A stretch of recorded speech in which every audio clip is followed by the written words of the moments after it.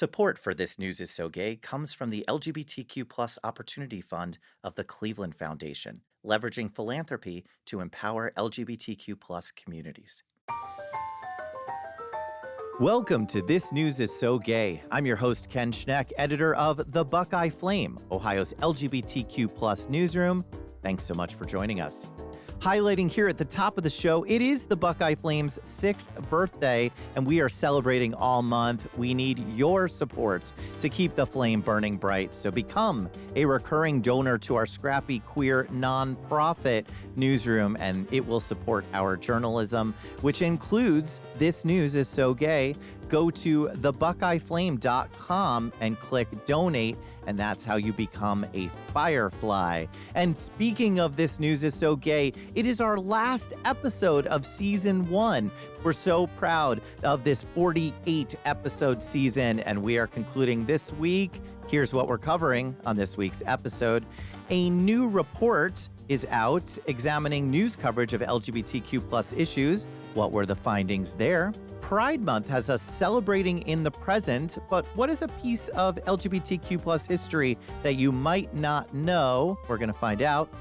There are yet again some people who you also might not know, but soon will in our latest round of Who the Heck Is That? And of course, queer joy. Where is our roundtable finding queer joy in the news right now? Joining us this week to answer those questions and so many more. Deputy Research Director for Special Projects and formerly the LGBTQ Program Director at Media Matters, a progressive research and information center dedicated to comprehensively monitoring, analyzing, and correcting conservative misinformation in the U.S. media. Brennan Suen. Brennan, welcome to the podcast. Thanks so much for having me, Ken. And writer, editor, fact checker, former senior politics editor at The Advocate, where she helped deliver the news and win a ton of GLAAD awards for close to 30 years. And now freelancer extraordinaire, including for our beloved siblings at Windy City Times, Trudy Ring. Trudy, welcome to the show. Thank you very much. Thanks for having me. I have been reading your stuff for so long, Trudy. I'm so excited to have you here. Our LGBTQ Reporters Roundtable is now assembled, so let's dive in. So here we are in week 2 of Pride Month, and as we talked about on last week's episode, it can be a struggle to keep up with everything when doing this thing called queer journalism in Pride Month. So let's check in with folks. Trudy, checking in. How are you holding up? I'm holding up pretty well. I'm, hoping this administration is on its way out and we'll have some success in the midterms. Part of what I will say for Pride Month is I encourage everyone, if you're not registered to vote, please get that way, vote in your state's primary and vote in the general election. Yes, please. And our table at Pride in Cleveland this past weekend was right next to voter registration tables, and they were mobbed. And that was a wonderful thing to see. Brennan Suen, how you holding up? Thanks for asking, Ken. There's a lot of concerning things out there happening, but I am doing pretty well. It's the start of Pride Month. I'm living in Brooklyn, and we've got some beautiful weather. Mayor Mamdani just repaved my street, which is great. I mean, I don't have to be scared if I'm biking down it. And I've just hopped onto the Knicks bandwagon and have pretended to be a major fan, even though I just watched my first NBA game last week, and I'll be tuning in tonight. So things are going well here in New York. I'm so sorry to my fellow Clevelanders. We did lose to the Knicks, but we do have a ton of news to cover, so let's get into it. Brennan, Media Matters recently published a new study examining weekday evening news broadcast coverage of LGBTQ issues in 2025. Give us some highlights that you all found from that report. So Media Matters did a study looking at evening news broadcast coverage of LGBTQ issues on ABC, CBS, NBC, and PBS. And we looked at the whole year of 2025. That's big shows like ABC's World News Tonight, PBS NewsHour, et cetera. And what we found was pretty concerning, I'd say. Outside of PBS, broadcast evening news is largely failing to cover critical LGBTQ related stories to their audiences.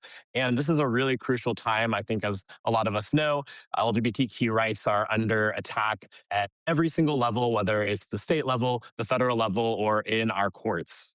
At the same time, outlets aside from PBS are not only failing to cover these critical stories, but they're also failing to include people from the trans community in their coverage, even though we found that a majority of these segments about LGBTQ issues do mention terms related to the trans community. I do want to give some critical context about broadcast news networks. Over the last couple years, they have faced significant pressures, including from the legal front and from the administration. And they've also faced funding challenges with PBS in particular. And we have seen the very concerning right wing takeover of CBS. That has moved coverage to the right.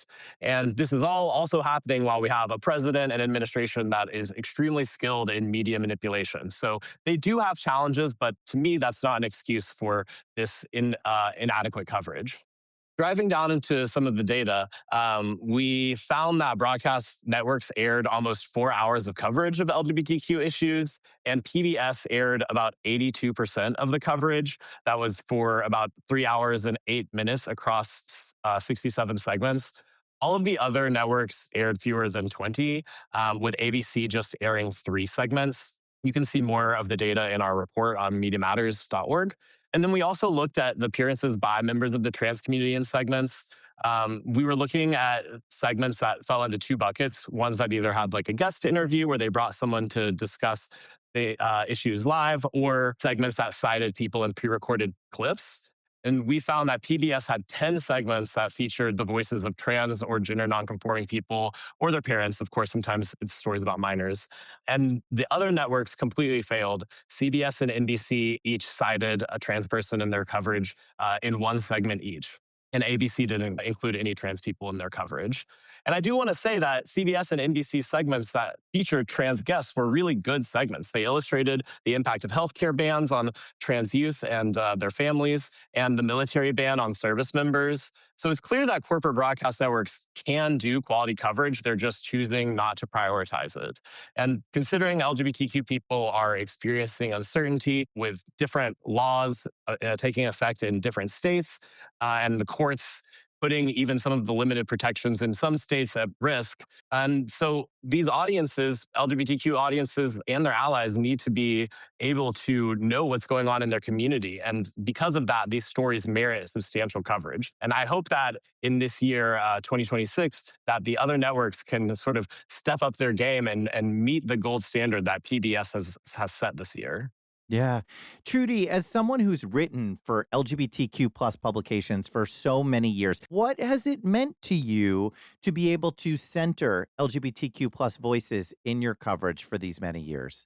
It has been wonderful, and it has been great seeing how the pool of openly LGBTQ people has expanded, and people willing to be out and willing to be interviewed.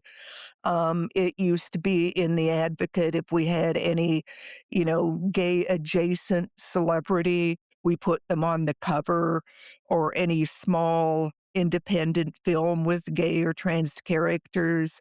And now there is such a plethora of politicians, actors, other celebrities, musicians who are out as queer, non-binary, trans. It's just, it's amazing. And of course, there are many more who will come out in the years to come. There are people who still, live in parts of the country or in families or workplace situations where they are not comfortable being themselves. But we are seeing more and more that people feel it's okay to be themselves, even with this horribly hostile administration we have in Washington. Yeah, it's such a contrast to hear about the Media Matters report. And then, just as someone who writes for a queer publication, it's just a totally different landscape. Well, we are always very present here during Pride, but I love this. Is the professor hat.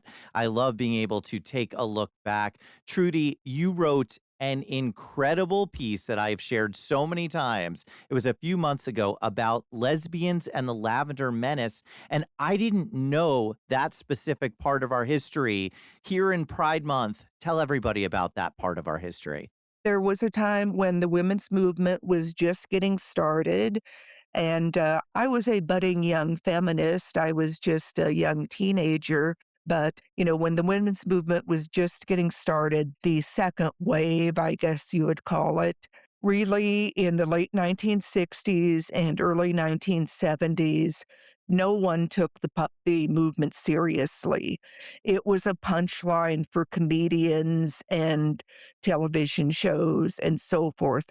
Women's lib, it was just something they thought was funny. And also, people had the idea that any woman who wanted to be independent must be a lesbian, because if they could be with a man, they were all taken care of.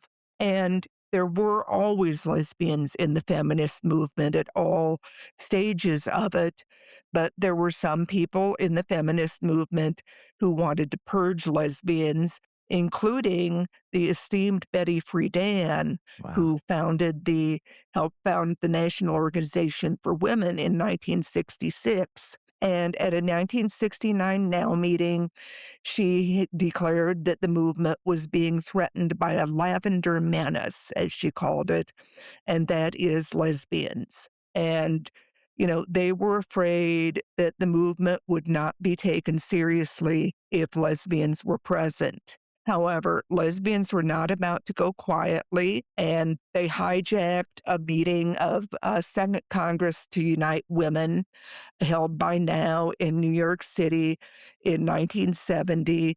They turned the lights out, and when the lights came back on, many of the women who had let themselves into the meeting were wearing T-shirts that said Lavender Menace. Love it.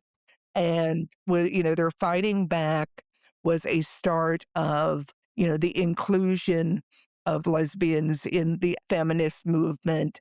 I was on the board of the Now chapter in Chicago in the 1980s and early 1990s, and we were a chapter that was very accepting. Now, I heard from other people that there were chapters that never wanted to do any programming on lesbians, but really the organization overall was welcoming. And when there was a National Women's Conference held in 1977 in Houston to mark International Women's Year, it was funded by Congress with bipartisan support because politicians wanted to find out what women wanted the government to do. And they adopted a plank of positions on issues that run the gamut of issues that touch women's lives. And one of them called for equal protection under the law, regardless of the phrase that was used then, sexual preference. And that was adopted, and that was very much a thrill for lesbians and their allies who attended the meetings. And also, Betty Friedan apologized for her use of the term lavender menace. And the women's movement has had tensions to this day. And I think, every movement always has tensions and controversies within. But the conference did make it clear that lesbians were welcome in the movement. And a lot of it was due to lesbians standing up for themselves. Amazing. The piece is called When Feminists Feared the Lavender Menace of Lesbians and How Those Lesbians Fought Back. Some history here during Pride Month via Trudy Ring. Brennan, bringing it to the current Pride moment over on Fox. I think you guys at Media Matters watch Fox more than I do. I think it's probably your job. It seems that they kicked off with their Pride Month some anti-trans coverage. Tell us about that. Oh, yeah. To the surprise of no one, Fox News has been obsessively covering an anti-trans story, or a story that they've made into an anti-trans story, which is about a high school trans athlete named AB Hernandez, who placed in several events in California's state track and field championships at the end of May. And I want to note that it's like totally absurd to hyper focus on this high school race. I mean, it's not really that newsworthy. It's not worth the obsessive coverage that we've seen from Fox News and also on Megyn Kelly's podcast to turn this, state championship into a national story. And a year ago, Media Matters published a report about Fox's coverage of this same athlete in track and field events last year, which seemingly led to Trump posting about her. And of course, now that she's competed again, they are back to their old tricks. Following Trump's post last year, the California Interscholastic Federation changed the rules of the state championship, basically so that any cisgender girl athletes would receive medals based on where they would have finished if a trans athlete had not competed in the same event. And that was in effect at this year's championship. So this year, Hernandez won 2 jumping events and placed third in another one. And of course, right wing media viciously attacked her, even though she's a teenager. And despite new rules that had her share the podium with the cisgender girls who would have taken those spots if she hadn't participated. So everyone got their flowers in this case. Across outlets, including Fox, of course, right-wing media figures repeatedly misgendered her, said horribly cruel things, and Megyn Kelly even accused her of stealing medals, even though, as I said, the cisgender athletes also were awarded medals. They also used this to attack California gubernatorial candidate Tom Steyer after he recorded a video with the athlete. Right-wing media was able to hop on the bandwagon and start attacking him because of that as well. And then another thing that's been going on is just broadly attacks on Texas Senate candidate James Talarico and his support for the LGBTQ community. Right-wing media has called him the full gamut, calling him gay, effeminate, trans, a pedophile, and just generally criticized his support for the LGBTQ community and particularly trans youth. I noticed that the outlets have been targeting him since he won his primary in March, but there's been renewed attention on him after Ken Paxton won the Republican primary runoff just a couple weeks ago. Coverage of Talarico frequently mentions his past comments about LGBTQ people. Are there days there at Media Matters when some of you are just kind of like, can we not watch conservative media today? Or it's really your job, isn't it? Those days would be Saturday and Sunday. I think some of those networks know it, and that's why they're saying some of these things on Saturdays and Sundays, but you guys catch up on Monday. We do. Well, it is one of my favorite segments now. Let's play a few rounds of Who the Heck Is That?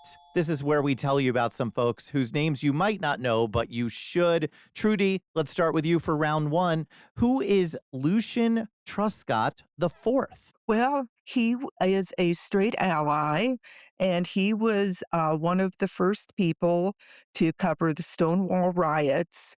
At the time, he was a writer for the Village Voice, and he was just walking down the street to have a drink at another bar, and he saw what was going on, the people leaving Stonewall. Another voice contributor went inside to cover what was happening inside, and Mr. Truscott handled what was going on outside. And he was from a longtime military family, West Point graduate, descendant of Thomas Jefferson. And he witnessed Stonewall, wrote it up for The Voice, and again has been an ally all his life. He's probably, I'm not sure how old he is now, in his 70s or 80s, but he then wrote several well-received novels, including Dress Gray, which was about an attack on a gay cadet, and it became a TV miniseries with a script by Gore Vidal. And he has been a wonderful ally all these years. He told me a story that then on Sunday, when the rioting was pretty much over, he ran into Allen Ginsberg on the street, and they went Wow. into the bar music was playing, so they danced together. And he said Second Lieutenant Truscott and Allen went into the back room of the Stonewall and danced. And when they parted that night, Ginsburg told him, "Protect the ferries, Lucian." And now Mr. Truscott is still being outspoken against the trans-military ban, which he considers ridiculous, and also about the Trump administration's treatment of immigrants. He said he'd like to make Stephen Miller live next door to an immigrant family. Another amazing piece there from Trudy Ring. It's called He Witnessed the Stonewall Riots. Now he's a lifelong ally. That's round one of Who the Heck Is That? Brennan, it is time for round two. Now, this takes us in a completely different direction. Brennan, who is Allie Beth Stuckey, and what words just came out of her mouth about the LGBTQ plus community a few days ago? Well, in traditional Media Matters fashion, I'm matching Trudy's impressive, wonderful person with someone who is on the complete flip side of the spectrum. Holly Beth Stuckey is a popular millennial Christian commentator who's very right wing, and she is the host of the Blaze's podcast, Relatable. She regularly traffics in anti LGBTQ rhetoric, and she has really been on one since Pride started. She's been saying Pride is bad for children. She's been celebrating companies that dialed back Pride support. She said that Pride Month is a month to celebrate unrighteousness. And she actually just today had a guest on her show who said that Christians must raise their children to be dragon slayers or they will be discipled by rainbow demons. So if you see me walking around with a rainbow demon shirt, it might be because of that. That's amazing. Honestly, I could see some really great memes from the rainbow demons comments. So if you have any good designers, send them my way.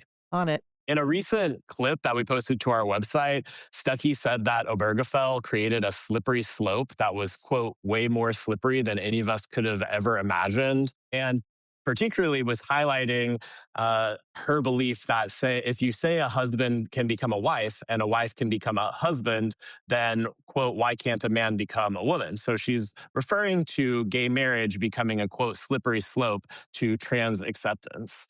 And I think it's important to put this in context. There is a very valid, powerful, broader right-wing movement that is trying to overturn Obergefell. It's not just some scare tactic from the left.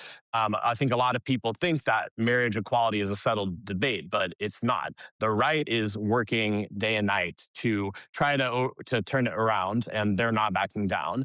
And this is reflected in a recent Gallup poll that found that support for gay marriage is actually down 6 points from a 2022 to 2023 high. So it went from 71% to 65%. So there has been some moving of the needle in society. And this is something that I even saw a lot of my friends who aren't as engaged in politics or LGBTQ advocacy posting about this poll. There's actually a campaign called the Greater Than campaign that was launched earlier this year. And it's a coalition of 47 organizations that are working to end marriage equality and overturn Obergefell. And there's some very powerful groups like Family Research Council, the American Family Association, and individuals like Allie Beth Stuckey. She's actually part of this coalition. And I think that illustrates a really notable feedback loop between extremist groups and the media. Not only do they have friendly places that they can go and push out these extremist talking points, but they actually have media figures who are literally part of a campaign like this. And I think that it's important that we take these threats seriously. We've already seen changes in the headwinds in public opinion, as we saw in the Gallup poll. And then they have the benefit of Trump-backed courts and a powerful media apparatus. So I think even though we can look at some of her comments and her guest comments about rainbow demons and her views as quite extreme, we do have to take these things seriously. I'm still on the part where we will be selling Rainbow Demon t-shirts by the end of the day. I hereby guarantee it. We're working on it. We're working on it. Send me one, Ken. Yo, you got it. You got it. It's on the front and the back. It's going to say Lavender Menace. But for right this very second, you are listening to This News is So Gay. I'm your host, Ken Schneck from the Buckeye Flame, Ohio's LGBTQ plus newsroom. Joining me this week, Brennan Suen from Media Matters and Trudy Ring, freelancer extraordinaire. By the by, if you are not subscribed to This News is So Gay, what the heck are you waiting for? Subscribe to This News is So Gay right this very second on your favorite podcasting app so that new episodes automatically make their way to you. Well, it is time, folks. It is time for Glitter Bomb. This is where our roundtable shares stories of queer joy that they see out there in the world. We need some queer joy, especially right here in Pride Month. So let's set off a glitter bomb. Brennan, let's start with you. Give us a story of queer joy that you see out there that you want us to know about. Oh, this has got to be the easiest question I've been asked all week. Yay. So last night was the Tonys, and I was just so thrilled seeing Cat's the Jellicle Ball at the Tonys. Cat's the Jellicle Ball is a revival of Andrew Lloyd Webber's Cats, and it's portrayed as a ballroom competition with an entirely queer and trans cast, particularly featuring Black trans women. And it's also probably the only way you are going to get me to go see a revival of Cats in New York. The Jellicle Ball is a completely joyful celebration, and I think it really demonstrates the importance of theater as a celebration. This show really celebrates community and gives people a safe space to express themselves. You can also think of theater as very important in telling powerful stories that reflect difficult times, but Cats the Jellicle Ball, it's just a great time. And Cats made history last night. It had 3 Tony wins, including Best Direction, and just watching them perform, I felt so happy to see a show that was so unapologetically queer and trans becoming such a mainstream hit, especially at a time when the right is trying to make the LGBTQ community into something scary. And I also want to shout out the costume designer, Queen Jean, who became the first openly trans person to win a Tony Award. So if you're in New York and you're trying to have a good time, I really would recommend the Jellicle Ball. It's such a visceral memory for me as someone who grew up in New Jersey, right outside of New York City. The commercials growing up for Cats at the Winter Garden Theater. I will never not remember that Cats was at the Winter Garden Theater because of those commercials. Trudy, how about for you? We need a story of queer joy and happiness from you. What do you got? Well, I had planned on taking the Tony Awards too, Do it. because I am, in addition to being a political junkie, I'm a huge theater fan I and love movie it. fan. And yeah, I just loved the messages of inclusivity that were given last night. The acceptance speech by Ali Louis Borsky, I'm not going to pronounce his name right, who won Best Featured Actor in a Musical for The Lost Boys. His acceptance speech gave a shout out to queer and trans people and said they will always exist, and no matter what people in power try to take away from them. And also just seeing the in addition to the folks from the Jellicle Ball, so many queer performers and creators. Nathan Lane did not win for Death of a Salesman, but he got a lot of love. And John Lithgow, who won for Giant in that category, he's a great ally, Oh, yeah. and I've interviewed him before. Also, Joe Mantello, who directed that production, was a winner, and just everyone. Pink is such a great ally. And then Ariana DeBose, the queer woman who had hosted the show in the past, showed up. And it was just wonderful to see all the inclusivity there. And theater would not exist without queer and trans people. There would be no Broadway. There also would be no movies. Their contributions have been so important. Our contributions, I should say. Amazing. Now I feel like such a bad gay that I missed it. I will be watching it. I just didn't have time last night. I have to ask, how did Pink do? Trudy, how did Pink do? Because it was a little bit of an offbeat choice for a Tony's host. I think she was a great host, and she also performed a number from Chicago, and she did great with the company from Chicago. I thought she was an excellent host. Brennan? I thought she did great too, and I really liked the opening number and particularly the appearances from Megan the Stallion. There it is. Oh, wow. I missed a lot. All right. I promise to catch up. I promise to catch up. Also, when Ragtime won for Best Revival of a Musical, there was a shout out to the late Terrence McNally, who wrote the book for the musical adapted from E.L. Doctorow's great novel. And he's another of the gay people who made so many great contributions to theater. Oh, I remember being a young little NYU student and going to go see Ragtime when it originally came out. And I don't want to give things away if people haven't seen it, but there's the death of a character in the first act, and no one told me she came back in the second act. I'm like, well, she seems good. Maybe we should just leave. And we left during intermission, and that's how I didn't come back to see Audra McDonald, which now, as an Oh, older gay man, I screwed it up, folks. I recognize that now. I know, I know. Well, finally, some drama over in West Hollywood as Real Housewife, really friend of the housewives of Beverly Hills, Kathy Hilton, was going to be the grand marshal of their Pride Parade, but now she's not because some say it's because she's a Trump supporter, but there's debate whether she's a Trump supporter. So let's make it positive for this week's quick queer culture question.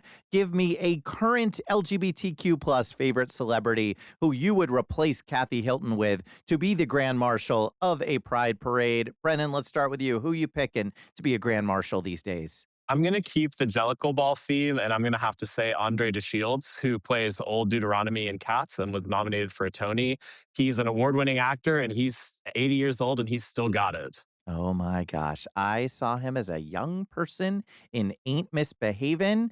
I am a huge fan. I used to be a huge fan of Nell Carter, who was in it. We're dating me a little bit. Trudy, give us an LGBTQ plus celebrity. Who you making a Grand Marshal these days? I would pick somebody from journalism, and that would be Jonathan Capehart, the great MS Now host, formerly of the Washington Post. And back when he was with the New York Daily News, he was a contributor of opinion columns to The Advocate, and he has always been proudly out, and he has great takes on all the news out there. Amazing. By the way, if you had paused right there, I would have gotten it wrong. I thought when you said from the journalism world, I thought, well, for sure she's going to say Tracy Bame, who stopped me in Philadelphia a few weeks ago and said, how have you not had Trudy Ring on the show? I'm like, okay, let's get on it. So I'm going to, just for the sake of it, we'll make Tracy Bame a Grand Marshal as well. Well, I believe she is a grand marshal of the Chicago parade. For it's got to be a lifetime appointment at this point. Well, we certainly want to hear what you both are working on. Brennan, what you working on? So, Media Matters has been focusing on non political online shows and podcasts like sports and comedy shows that we have found are often filtering political messaging to their audiences. We published a landmark study last year that found that a majority of these shows and a majority of the total following across these online shows is right leaning. So, Media Matters has been comprehensively monitoring and researching these shows and looking at how they're covering various political issues. And one of the things that I'm particularly interested in is how they're covering LGBTQ people and particularly the trans community. Because with the way that these shows are pitched to people, audiences may be tuning in for comedy and end up being fed transphobic narratives, which I think is really something that's moving the needle in a very scary way. Ah, that's going to be amazing stuff coming up. Trudy Ring, what do you got on the docket? Well, this afternoon, I am interviewing a guy named Daniel Williams, who is a historian who does walking tours of queer history in Chicago. He does them regularly, but he has several coming up during Pride Month. So I'm going to learn all about those. And also for Windy City, I recently interviewed Yuritsa Perez, who is project manager at the Chicago Commission on Human Relations, and she is a trans non-binary Latin, and she uses both she and they. Her job is to go out and talk to the community. She talks to nonprofit organizations, schools, etc., about what rights they have under the Chicago Human Rights Ordinance and how to file a complaint if they feel they've been discriminated against. And so I'm going to write about the great work that she is doing. Oh, that's going to be incredible. Can't wait to read that. But that, my friends, is all the time that we have for this week's episode and for episode number 48, closing out season 1 of This News is So Gay. I want to thank this week's roundtable, Trudy Ring, such a hero of mine. Thank you for everything you're doing. Oh, bless you. Thank you, Ken. Brennan Sun, you got to keep watchdogging that conservative media for the rest of us. Oh, I'll be doing that. All right. Thank you, sir. I'm Ken Schneck, editor of the Buckeye Flame, and if you liked this episode of This News is So Gay, please share it with a friend. Subscribe so that you do not miss out on our next episode. Send an email on over to editor@thebuckeyeflame.com. That's me, to let us know your thoughts, and rate and review us on your favorite podcasting app. This News is So Gay is a product of the Buckeye Flame, a nonprofit newsroom. Become a recurring donor today for as little as $12.50 a month, which truly enables programming just like This News is So Gay from a scrappy queer newsroom like the Buckeye Flame. In the meantime, read LGBTQ+ news, share the stories from LGBTQ+ reporters, and support the work of LGBTQ+ newsrooms. Until next week, friends.